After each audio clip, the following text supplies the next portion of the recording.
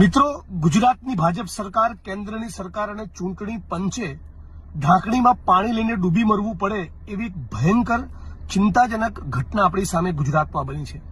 ગુજરાતના ગીર સોમનાથ જિલ્લાના અરવિંદ મૂળજીભાઈ વાઢેર નામના શિક્ષકે તાજેતરમાં આજે જ સુસાઇડ કર્યું છે અને એમણે આત્મવિલોપન કરતી વખતે જે ચિઠ્ઠી લખી છે એ ચિઠ્ઠીમાં લખ્યું છે સ્પષ્ટપણે કે મારાથી કોઈ પણ કાળે કોઈ પણ સંજોગોમાં સ્પેશિયલ ઇન્ટેન્સિવ રિવિઝન સરની કામગીરી થઈ શકે એમ ન હોય.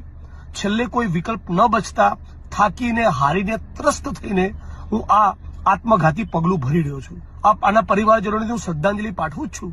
પણ આપણે બધાએ ગંભીરતાથી વિચારવાની જરૂર છે. રાજ્યની સરકાર, કેન્દ્રની સરકાર અને ચૂંટણી પંચે ખાસ વિચારવાની જરૂર છે કે તમે શિક્ષકોને આવું ભયંકર આત્મઘાતી પગલું ભરવા માટે કેમ મજબૂર કરો છો. અન્ય અનેક કેડરના સરકારી કર્મચારીઓને તમે આમાં જોતરી શક્યા હોત. આ અરવિંદ મૂળજીભાઈ વાઢેર એમણે જે સુસાઇડ કરવું પડ્યું એના મૂળમાં આ એસઆઈઆરની પ્રક્રિયા જવાબદાર છે. કોઈ શિક્ષકે પોતાનું જીવન ટૂંકાવવું પડે એનાથી મોટી દુઃખદાયી અને ચિંતાજનક બાબત શું હોઈ શકે? સમગ્ર ગુજરાતના શિક્ષકો, દેશના શિક્ષકો એ એજ્યુકેશનની ભણાવવાની કામગીરી બાજુ પર મૂકી આ કામમાં જોતરાય અને એના કારણે એમણે એના બોજથી થાકીને સુસાઇડ કરવું પડે. આ બિલકુલ કોઈ પણ સંજોગોમાં ચલાવી ન લેવાય.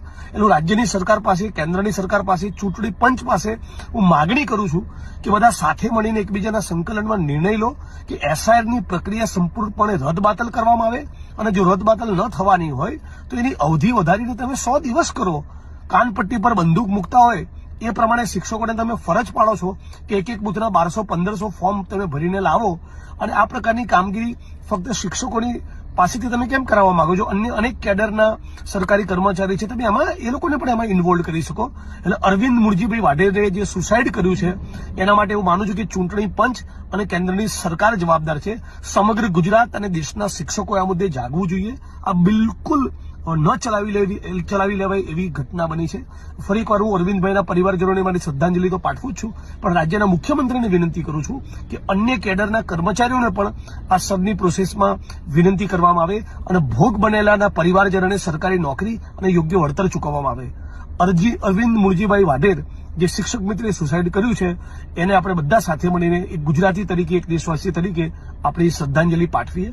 અને હું તો માનું છું કે આમાં કોઈકની લાયબિલિટી, જવાબદારી ફિક્સ કરીને એ યોગ્ય પગલાં પણ ભરવામાં આવે. અરવિંદ મૂળજીભાઈનું આ સુસાઇડ એ બિલકુલ એળે ન જવું જોઈએ.